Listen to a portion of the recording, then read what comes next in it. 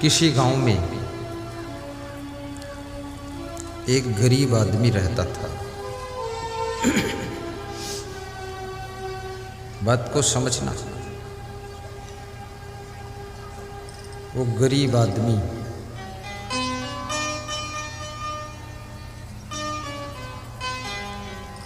धन से गरीब था, लेकिन मन से गरीब नहीं था।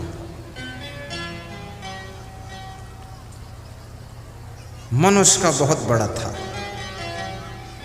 जैसे अभी भगत लाल चंद राय है, ये धन से थोड़ा गरीब है, लेकिन मन से गरीब नहीं। मन बहुत बड़ा है। जैसे सुदामा थे, शिवरी थी, ये धन से गरीब थे, लेकिन मन से गरीब नहीं थे। वो गरीब आदमी एक दिन अपनी पत्नी से कहता है, देखो सोया हुआ भाग्य जगाना है, उसकी बात कर रहा। पत्नी से कहता है कि गरीबी बहुत है। तो पत्नी कहती है, कोई बात नहीं है, कोई बात नहीं, कोई बात नहीं है, गरीबी बहुत है, कोई बात नहीं। तो पति ने पूछा, कोई बात क्यों नहीं है? तो पत्नी ने कहा, क्योंकि गरीबी में भी मुझे संतोष है। संतोष है, संतोष है।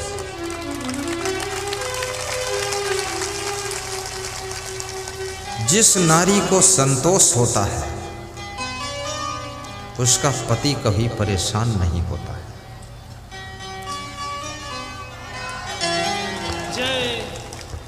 जो नारी अपने पति के प्रेम को ही उपहार मानती है, वो नारी कभी गले के हार के लिए पति को दुख नहीं देती है। पति का प्रेम ही तुम्हारा उपहार है।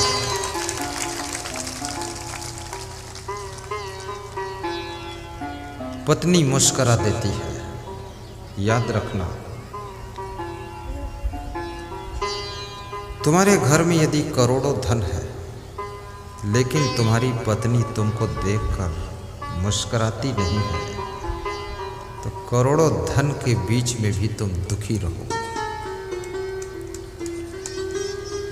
तुम्हारी कुर्सियां और तुम्हारी टेबल, तुम्हारा बेड सोने का है, लेकिन तुम्हारा पति तुमको देखकर खुश नहीं होता है, तो तुम्हारा मन कभी भी सुखी नहीं हो सकता है। मंदोदरी के पास में बेड भी सोने का है, दीवार सोने की, छत सोने की, कुर्सियां सोने की, सामान सोने की लंका ही है, लेकिन उसका पति जो रावण है, मंदोदरी से प्रेम से बात नहीं करता है। इसलिए मंदोदरी सोने के भवन में भी दुखी रहती है। छोटी सी सोने की चैन के लिए बेचैन मत होना। यदि आपके पास में गले में चैन नहीं है, तो कोई चिंता की बात नहीं है। सत्संग सुनना, भक्ति करना, गुरु की कृपा से आपके दिल में चैन आ जाएगी, हृदय में चैन आ जाएगी, उस चैन से सुख मिलेगा। कभी पैसे हो जाए तो सहज रूप से चैन भी खरीद लेना, सोने का हार भी पहन लेना, चांदी की पायल भी पहन लेना। और कभी घर में समस्या खड़ी हो जाए तो पायल और सोने का हार बेच करके कर्जा अदा कर देना, अपने पति को कर्जा से मुक्त कर देना। पति जब कर्ज से मुक्त होता है तो अपने फर्ज को याद करता है कि मेरा फर्ज क्या है। खामखा कर्ज मत लेना। कभी मकान बनाने के लिए सेठ लोगों से ब्याज पर कर्ज मत लीजिए। 100 रुपये पर 4% लगाते हैं महीने का, 48% साल का हुआ।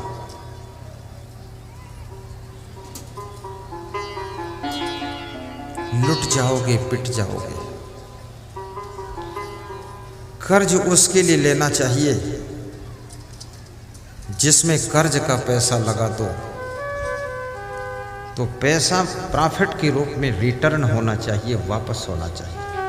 मकान में पैसा लगाने से पैसा वापस नहीं होता है, रिटर्न नहीं होता है, पैसा फंस जाता है।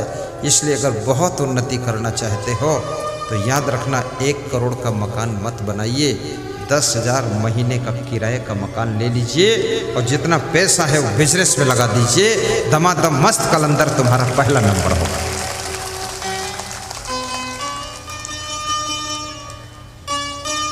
स्वामी विवेकानंद किराए से मठ बनाते थे, आश्रम किराए से।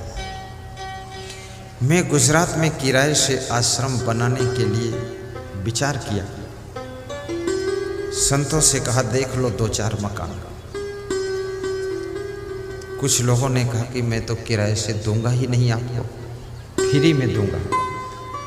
तो मैंने कहा फ्री में थोड़ा दबाव रहेगा, पैसा फेंको, तमाशा देखो, लफड़ में क्यों फंसो। कोई दिया ही नहीं किराए से, बोले फ्री रहना जितना रहो।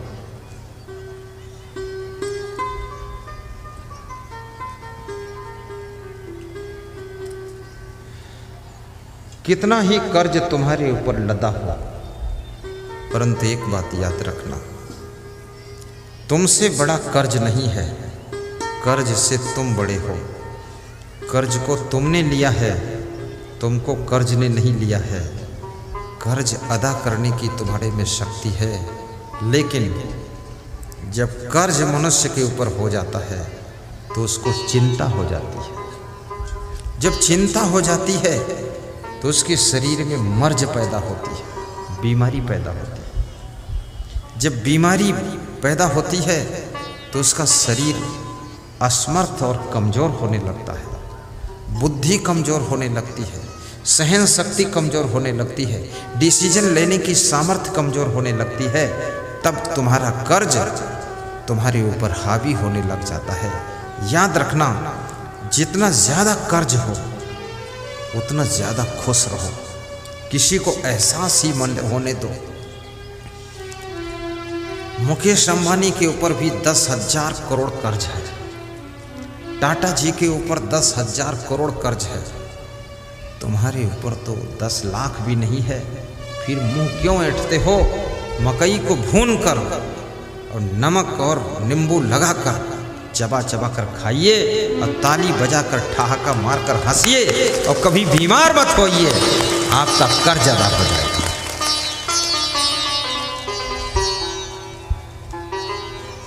जितनी ज्यादा समस्याओं में तुम ग्रसित हो जाओ, समस्याएं तुमको घेर ले, उतना ज्यादा प्रवचन सुनना शुरू कर दो, उतना ज्यादा हंसना शुरू कर दो। कुछ लोग कहेंगे कि पागल है क्या, तो तुम उनको जवाब देना कि इसमें कोई संदेह है क्या।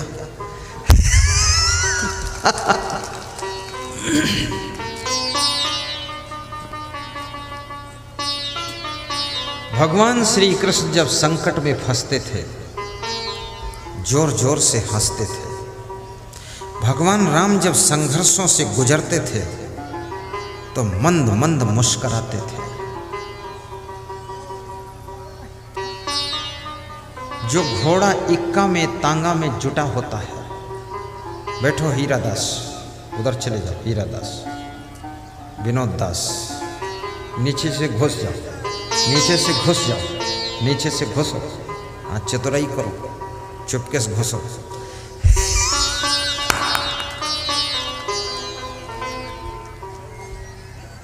मैंने घुसना देखा, उधर से एक माता जी घुस गई नीचे से, तब मेरी समझ में जब उधर घुस सकती तो इधर भी घुस जाओ फिर।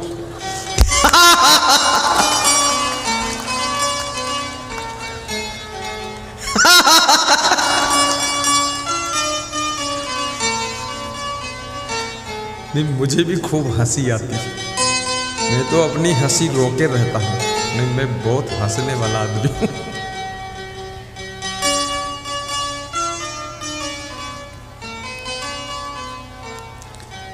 हंसते रहो ये जिंदगी, हंसते रहो ये जिंदगी, बेकार ना हो जाए, बेकार ना हो जाए।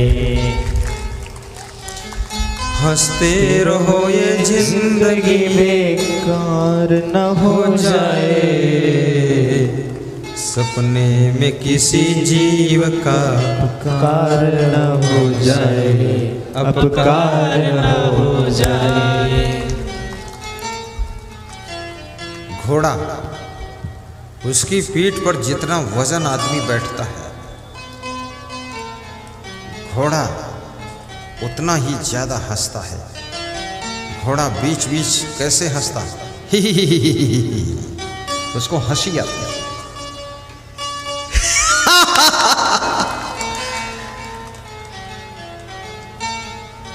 एक घोड़े पर दूल्हा बैठा जा रहा था, तो घोड़ा बीच बीच हंसता था, ही।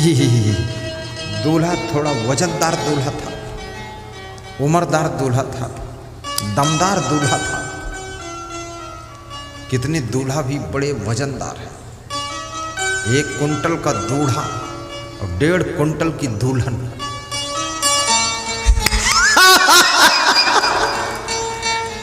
दोनों ऐसे चलते हैं जैसे हाथी और हथनी आ रहे हैं।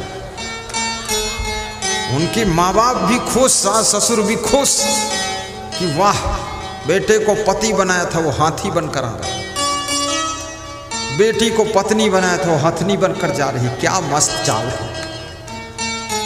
अरे बहुत वजन न बढ़ने पाए, फिक्र करना।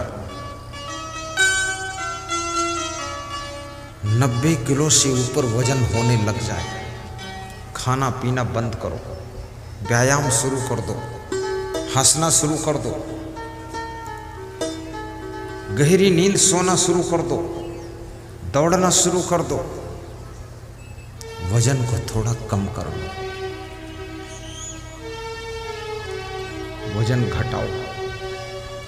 मैं भी घटाऊंगा, तुम भी घटाओ, लेकिन इतना वजन मत घटाओ कि बिल्कुल रस्सी जैसे पतले पतले दिखाई दो, वो भी ठीक नहीं। पेट निकलने न पाए।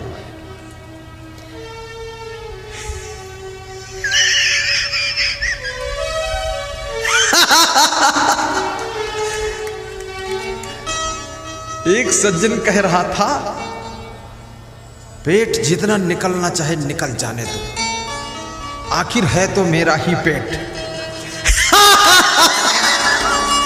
इसकी क्या टेंशन लेना है। तो किसी ने कहा, तेरा पेट क्या है, पूरा इंडिया गेट है। बोले इंडिया का ही पेट है।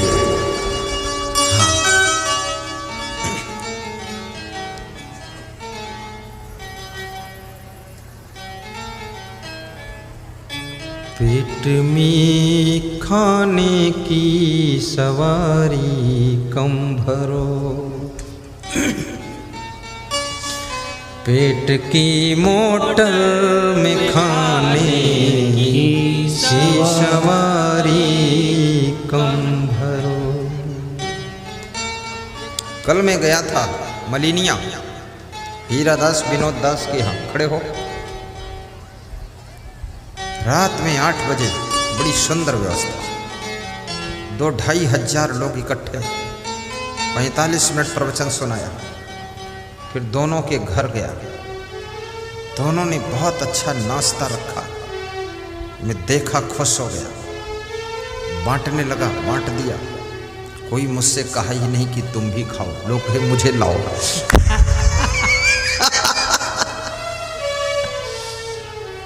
बहुत प्रेम है। बैठो। पेट की मोटर में खाने की सवारी कम भरो। मेरी इच्छा होती है बिहार में बार बार आऊं, हर वर्ष आऊं कि ना आऊं।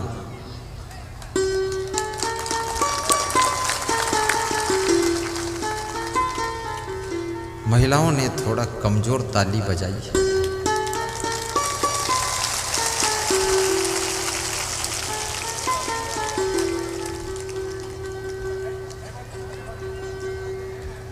सबका मन है पेट की मोटर में खाने की सवारी कम भरो।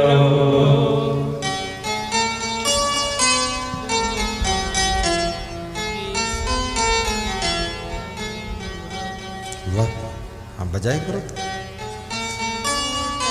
पेट की मोटर में खाने की सवारी कम भरो।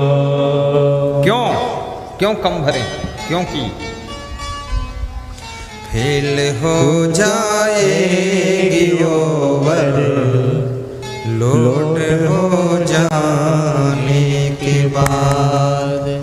फेल हो जाएगी ओवर लोड हो जाने के बाद। वाह, तो क्या करना चाहिए? आरज़ूमंदान सेहत याद रखे उसूल। 10 मिनट हर रोज टहले शाम को खाने के बाद। 10 मिनट हर रोज पहले शाम को खाने के बाद। शाम को जब भोजन कीजिए ना, शाम को ऐसा भोजन करो गरीबों जैसा। दोपहर में भोजन करो अमीरों जैसा। सुबह नाश्ता करो राजकुमारों जैसा। और रात में कुछ नहीं खाना। लोग पूछेंगे कि रात में क्या खाऊं? रात में कुछ नहीं।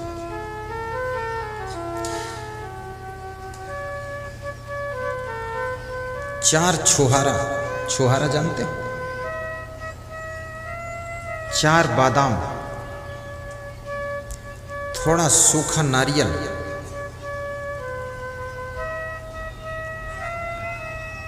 10 मुनक्का, मुनक्का किशमिश नहीं, मुनक्का, बीज निकाल देना।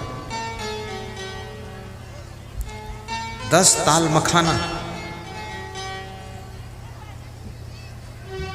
पानी से धो डालिए, 10 मिनट भिगा दीजिए, चबा चबा कर खा लीजिए।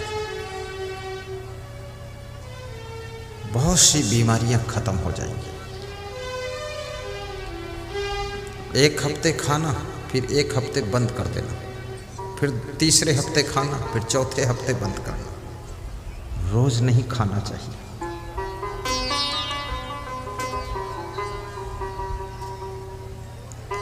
मैं खाता हूं इसलिए बताता हूं, इसलिए चमकता हूं, तुमको चमका दूंगा।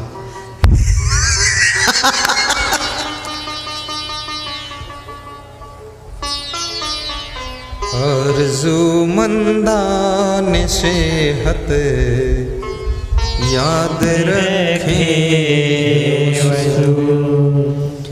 10 मिनट हर रोज टहले शाम को खाने के बाद।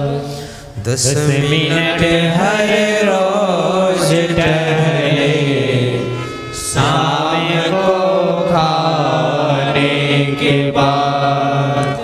तंदुरुस्ती और सेहत चाहने वालों सुनो। जो चाहते हैं कि मैं तंदुरुस्त रहूं, गाय का घी 1 चम्मच दाल में डालकर दाल भात मिलाकर खा लीजिए, तंदुरुस्ती आएगी। कभी घी 1 चम्मच रोटी में लगाकर रोटी और सब्जी खा लीजिए, कभी घी नमक रोटी खा लीजिए, और कभी दूध रोटी और शक्कर खा लीजिए। उस दिन दाल चावल सब्जी बंद, बस दूध रोटी शक्कर। कभी खिचड़ी और दही, कभी खिचड़ी और छाछ। ये बहुत ज़्यादा आइटम रोज मत खाना, नहीं तो ये सब आइटम एटम बम बनेंगे। सादा। कभी मेहमान आ जाए तब आइटम बनना चाहिए, कभी हम आ जाएं तो आइटम बनाओ, मेरे नाम से बनाओ, और तुम ही सब लोग मिलके खा जाओ। बोलो गुरु जी का प्रसाद। गुरु जी को बिल्कुल मत दो, तो गुरु जी आप त्यागी संत, आपको क्या जरूरत है।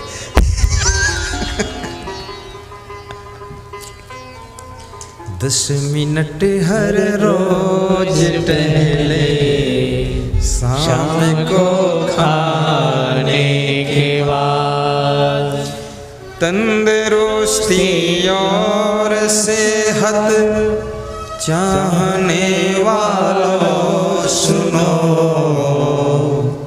सोना गलत है आपका, सूरज निकल आने के बाद।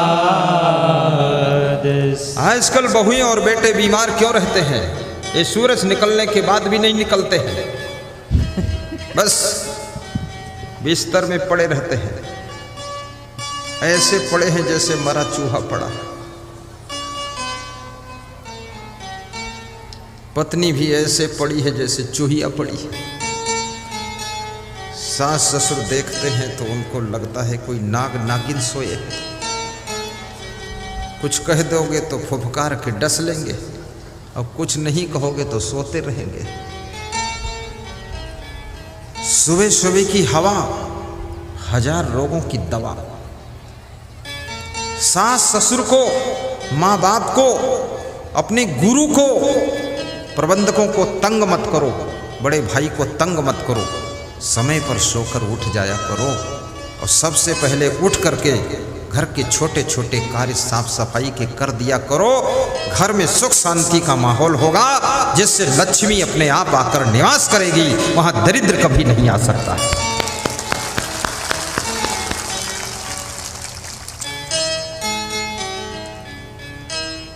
आना पड़ेगा बिहार में हमको। बिहार में मेरी जरूरत है कि नहीं है? है। मैं हर वर्ष नया नया प्रवचन सुनाऊंगा आकर के। नए नए फूल खिलेंगे हमारे प्रवचन में।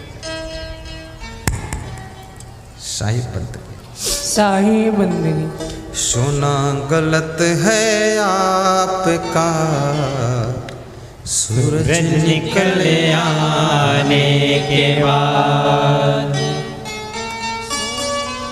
मुस्कुरा कर चल दिए हो, कुछ हमसे फरमाने के बाद, बिजलियां चमका रहे हो, फूल बरसाने के बाद, कब तलक कांटों पे सोया, डाल पर आने के बाद, कुछ न बिगड़ेगा तेरा, प्रभु शरण आने के बाद, हर खुशी मिल जाएगी, चरणों में झुक जाने के बाद। हर खुशी। आपके घर में कोई बुजुर्ग हो, बड़ी सलाह की बात बता रहा हूं, ध्यान से सुनना। उस बुजुर्ग का अपमान न करना, उसकी हंसी न करना, उसको घर से बाहर मत निकालना, अपने से दूर मत करना, क्योंकि हो सकता है वो बुजुर्ग तुम्हारी पूरी फैमिली के लिए कवच कुंडल बना हुआ हो, कवच कुंडल का काम कर रहा है। उस बुजुर्ग का भाग्य इतना प्रबल है, उसकी वजह से तुम्हारे घर में आपदाएं नहीं आ रही। नेपाल में एक बस जा रही थी। बादल घिर गए, पानी बरसने लगा, बिजली कड़कने लगी। बस के पड़ोस में बिजली चमक के आ जाती थी और घनघोर वर्षा हो रही। बस का ड्राइवर डर गया। उसने बस को रोका और उसने कहा कि इस बस के अंदर कोई पापी आत्मा बैठा हुआ है। जो बादल की कड़कती हुई बिजली बार बार बस के ऊपर आती है। सभी लोगों को उतरना पड़ेगा, अन्यथा बस भी भस्म हो जाएगी, सब भस्म हो जाएंगे। थोड़ा थोड़ा पानी रुका, बिजली हल्की हल्की कड़क रही थी। बस को रोक दिया ड्राइवर ने और कहा, एक एक उतर करके जाओ, सामने जो पेड़ है उसको छुओ।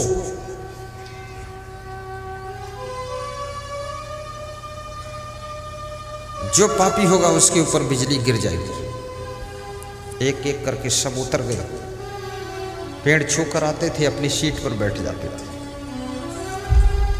60 सवारी बैठी थी बस में। लास्ट में एक बूढ़ा व्यक्ति, कमजोर व्यक्ति बच गया। ड्राइवर कंडक्टर ने कहा, तुम भी उतरो, जाओ उस पेड़ को छू कर आओ। उस बूढ़े ने कहा, कमजोर हूं, उतरना भी मुश्किल, जाना भी मुश्किल, पेड़ को छूना मुश्किल, लौट के आना मुश्किल, चढ़ना मुश्किल, बैठे रहने तो क्या फर्क। अरे बोले उतर। सब उतर चुके हैं, तू ही बचा। उस बूढ़े ने कहा कि मत दुख दो मुझको, बैठे रहने दो। सभी यात्री शोरगुल मचाने लगे, अरे उतरो, बिजली गिर जाएगी। बूढ़ा हंसने लगा और उतर गया। हंसते हंसते उतर कर गया और पेड़ को छुआ। ज्यों ही पेड़ को छुआ, जोर से बिजली कड़की और बिजली झड़ाक से गिरी। लेकिन बिजली कहां गिरी? बिजली उस बस पर गिरी और 59 लोग मरकर राख हो गए।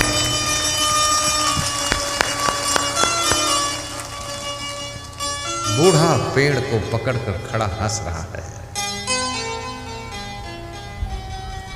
पड़ोस में दूर कुछ लोग खड़े थे, उन्होंने कहा, क्या हुआ?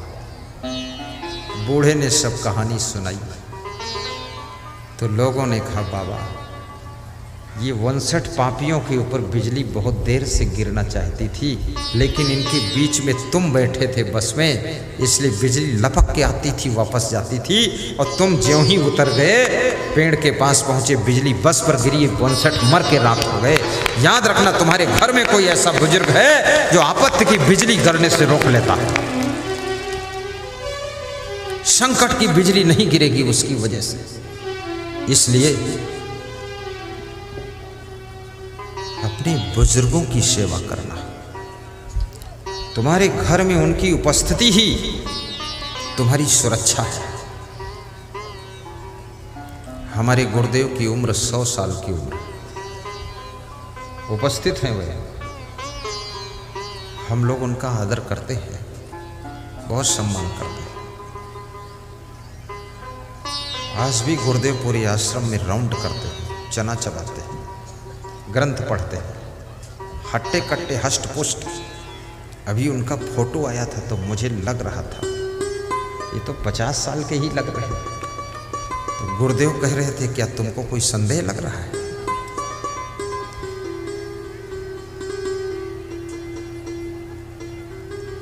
याद रखना, उस गुरु का प्रभाव, उस गुरु की कृपा, उस गुरु का आशीर्वाद बहुत बड़ा काम करता है। मेरे पास में कोई आशीर्वाद मांगने आता है, मैं मुस्कुरा देता हूँ कि अपनी झोली तो खाली है, क्या दूँ तुमको आशीर्वाद। मैं खुद ही आशीर्वाद मांगता हूँ अपने गुरु से, लेकिन लो, अब तुम आए हो तो खाली मत जाओ। तो मैं अपने गुरु का ध्यान लगाता हूँ 5 सेकंड, मन ही मन कहता हूँ, हे क्षमा देव, इस भक्त का ये कार्य पूरा हो जाए।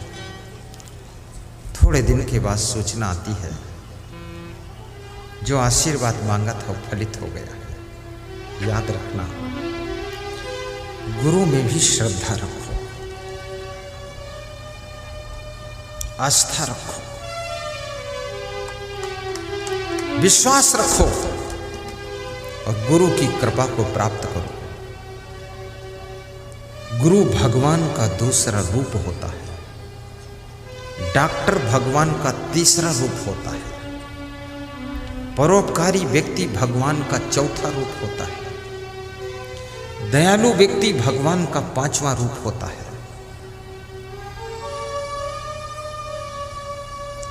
सेवाशील व्यक्ति भगवान का छठा रूप होता है। और याद रखना, धर्म की रक्षा करने वाला, भक्ति करने वाला, भक्ति को फैलाने वाला, धर्म का प्रचार करने वाला भगवान का छुपा हुआ सातवां रूप होता है। सातवां रूप भगवान का है।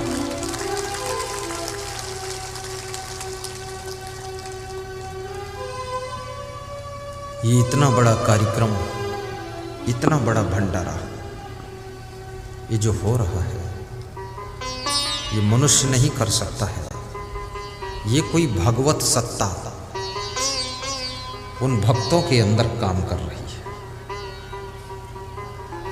लालचंद राय कहते थे, सुरजीत यादव कहते थे, जगन्नाथ यादव कहते थे, ये मेरे बस का नहीं है।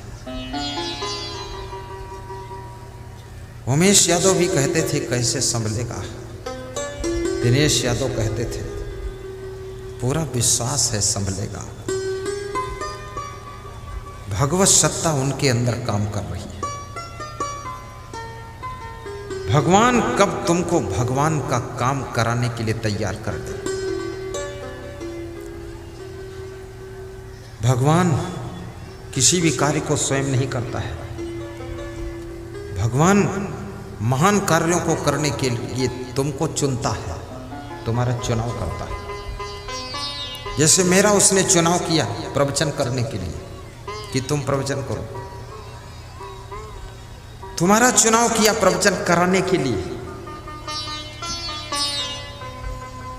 किसी का चुनाव करता है भोजन परोसने के लिए, भगवान किसी को शक्ति देता है भोजन पकाने के लिए, और किसी को शक्ति देता है धन दान करने के लिए, और किसी को शक्ति देता है हजारों लाखों लोगों को इकट्ठा करके उनको ज्ञान में डुबाने के लिए, ऐसी शक्ति देता है।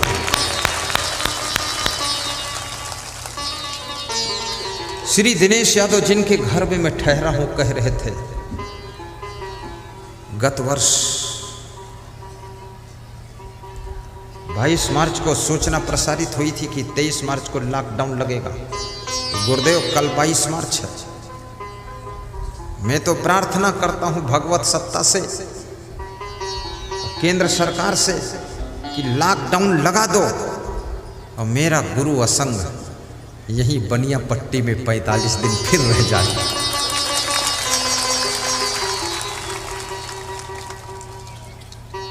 कितनी बड़ी बात, एक श्रद्धा की बात। लेकिन मैं प्रार्थना करता हूं कि हे गुरुदेव, इस कोरोना को ही मिटा दो,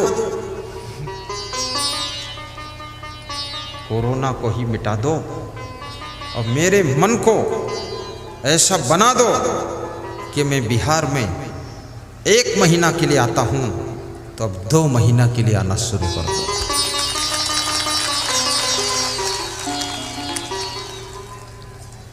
तेलंगाना में भी प्रोग्राम करता हूँ, आंध्रा में करता हूँ, महाराष्ट्र, सौराष्ट्र, गुजरात, राजस्थान, मेवाड़, मारवाड़, हरियाणा, पंजाब, दिल्ली, उत्तराखंड, उत्तर प्रदेश, मध्य प्रदेश, छत्तीसगढ़, उड़ीसा, झारखंड, बिहार, पश्चिम बंगाल, आसाम,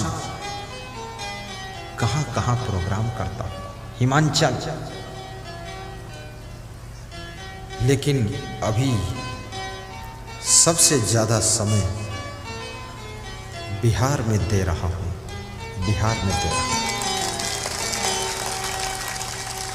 बिहार में मुझे सब अच्छा लगता है, बस एक चीज़ से मैं हार जाता हूँ। जब ये सब प्रणाम करने आते हैं ना, तो ये महिलाएं व्यास गादी को ढकेल देती है। इस पॉइंट पर मैं हार जाता हूँ। इसलिए महिलाओं से प्रार्थना करूँगा, आया करो यहाँ प्रेम से, ढकेला मत करो। ये तो 10-12 लोग व्यास गादी को पकड़े रहते नहीं, इसको ढकेल के उधर ले जाते। एक दूसरी महिला को भी न ढकेला करो, शांति से शांति से। बाबा कहीं नहीं जाएंगे, बाबा आपके लिए आए हैं। सुन लो मेरे भाई बहना, बंदगी हमार है। कांझा बनिया पट्टी में घर घर त्योहार है। सुन लो मेरे भाई बहना, बंदगी हमार है। कांझा बनिया पट्टी में घर घर त्योहार है। नीले में जो श्यामा रंग प्रभुवर तुम्हार है। प्रभुवर को मन में रख ले, मिलता बहार है। गीध अजामिल जैसी पदवी तू पाएगा। दुनिया में नाम तेरा अमर हो जाएगा। गीध अजामिल जैसी पदवी तू पाएगा। दुनिया में नाम तेरा अमर हो जाएगा। लीला है न्यारी गुरु की, महिमा अपार है। लीला है न्यारी गुरु की, महिमा अपार है। प्रभुवर को मन में रख लो, मिलता बहार है। प्रभुवर को मन में रख लो, मिलता बहार है। साहिब बंदगी, साहिब बंदगी। छोड़ो गाना बजाना बकवास फालतू, प्रवचन सुनाओ गुरुदेव, मत गाया करो। सही बात है, गाना वाना सुन लेंगे उधर, प्रवचन उससे फायदा ज़्यादा हो। अब नहीं गाऊंगा, थोड़ी देर बाद गाऊंगा। प्रवचन सुनो। मैं सुना रहा था, किसी गांव में एक गरीब व्यक्ति रहता था। उसने अपनी पत्नी से कहा कि घर में गरीबी बहुत है। तो उसकी पत्नी ने कहा कोई बात नहीं, कितनी बड़ी समस्या हो, यदि आपके मुख से ये शब्द निकलता है कि कोई बात नहीं, तो पहाड़ जैसी समस्या तिल जैसी हल्की हो जाती है। इसलिए किसी समस्या को बहुत बड़ा मत मानो, कोई बात नहीं, सब हो जाएगा, ऐसे बोला करो। पति ने कहा कि मेरी इच्छा होती है ससुराल चलूं, हो सकता वहां से कुछ सहयोग मिल जाएगा। पत्नी ने कहा ससुराल चलो, लेकिन सहयोग की इच्छा से न चलो, सहयोग की कामना लेकर के मत चलो, अन्यथा यदि सहयोग नहीं मिला तो मन में दुख हो जाएगा। चलो मिलने के लिए चलो, कुशल मंगल के लिए चलो, मन बहलाने के लिए चलो, लेकिन सहयोग की कामना से मत चलो, निष्काम होकर चलो। याद रखना, जब तुम जिस व्यक्ति से कुछ नहीं चाहते हो और वो कुछ नहीं देता है तो तुमको दुख नहीं लगता है, और तुम उससे कुछ नहीं चाहते हो और वो कुछ नहीं देता है तो दुख नहीं लगता है, और कुछ चाहते हो बिल्कुल नहीं देता है तो दुख लग जाता है। इसलिए ससुराल भी जाना तो निष्काम होकर जाना, कुछ नहीं चाहिए। क्या चाहिए? भाव दो भक्त की शक्ति दो, मुझको इसके सिवा कुछ नहीं चाहिए। पति पत्नी 2 बच्चों को लेकर ससुराल चल देते हैं। रास्ते में एक बहुत बड़ा बगीचा आता है, उस बगीचे में एक पीपल का पेड़ है। बच्चे भूखे हो जाते हैं, रोने लगते, पापा भूख लगी। पिता ने कहा बेटा बैठो, कुछ इंतजाम करता हूं। जंगल की लकड़ी, बगीचे की सूखी लकड़ियां बटोर कर इकट्ठा करने लगा वो गरीब आदमी। उसकी पत्नी भी लकड़ियां बटोरने लगी, बच्चे भी लकड़ियां बटोरने में मदद करने लगे। लकड़ियों का ढेर लगा दिया। पीपल के पेड़ के ऊपर से ब्रह्म राक्षस उतरा। ब्रह्म राक्षस बोला, तुम्हारे पास पकाने को तो कुछ नहीं है, ये लकड़ियों का ढेर क्यों लगाया है? उस आदमी ने कहा, पकाने का कुछ नहीं है, लेकिन तुम तो हो ना, तुमको ही पका कर खा लेंगे। ब्रह्म राक्षस सोच में पड़ गया और डर गया। ब्रह्म राक्षस कहने लगा, जिनके पास कुछ भी पकाने को नहीं है, पति लकड़ियां बटोर रहा है, बिना कहे पत्नी भी लकड़ियां बटोरने लगी और बिना कहे बच्चे भी लकड़ियां बटोरने लगे। तो जिनके घर में इतनी एकता है, परिवार में इतनी सुमत है, इतना परिश्रम करने की ललक है, वही लोग मुझको भी पका कर खा सकते हैं। इसलिए ब्रह्म राक्षस डर गया और बोला, मुझे पका कर मत खाना। तो उस गरीब आदमी ने कहा, तुमको पका कर नहीं खाऊंगा तो क्या खाऊंगा? तो ब्रह्म राक्षस ने कहा, मैं सोना चांदी का खजाना बता देता हूँ, उसको ले जाओ और खर्च करके खाना। बोले, जल्दी बताओ। तो ब्रह्म राक्षस ने कहा कि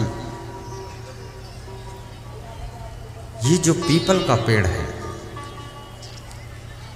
पूरब की तरफ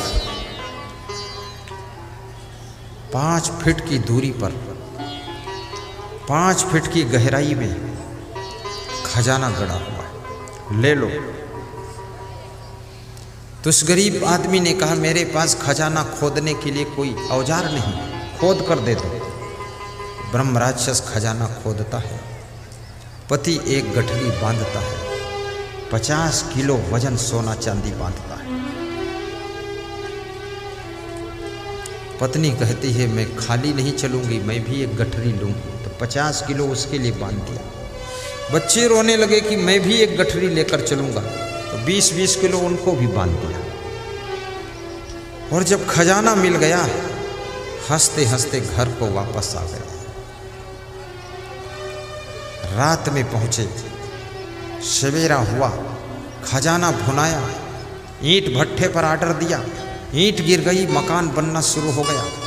20 लाख की कार ले आए, जलवा शुरू हो गया। पड़ोसियों को आश्चर्य हुआ, इतना धन आया कहाँ से? अभी तक कुछ नहीं था, रातों रात माला माल कैसे हुआ ये व्यक्ति? पड़ोसी पूछने के लिए आया कि मकान बनने लगा, कार भी 20 लाख की आ गई, क्या बात, कहाँ से पैसा मिला है? तो उसने सच सच बता दिया। गरीबी थी, ससुराल जा रहा था, रास्ते में बगीचा आया, पीपल के पेड़ के नीचे बैठा, लकड़ियाँ इकट्ठी की। ब्रह्म राक्षस आया, बोला, क्या पका कर खाओगे? मैंने कहा, तुमको पका कर खाऊंगा। वो डर गया, उसने खजाना बता दिया, खोद कर दे दिया, हम लेकर घर आ गए, हम मालामाल हो गए। बस यही कहानी। तो दूसरा जो पड़ोसी था ना, उसने सोचा, मैं भी यही काम करूंगा। वो अपने घर गया, अपनी पत्नी से पूछा कि अपने घर में गरीबी बहुत है? तो पत्नी ने कहा, अपने घर में गरीबी तो नहीं है, ठीक ठाक चल रहा है। बोले, चुप, बोलना पड़ेगा, गरीबी है।